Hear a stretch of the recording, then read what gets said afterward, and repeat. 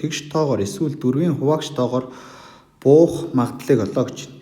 Заашаа ороход нийт боломжийн тоон 1, 2, 3, 4, 5, 6 гэсэн. 6 талаар буух учраас 6 боломжтой гэсэн.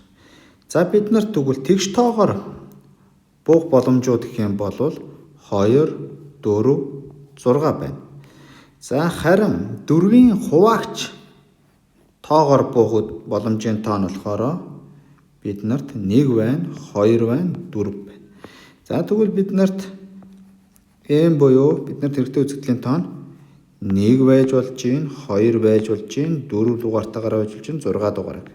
Ингээд энд боломжийн тоон 4.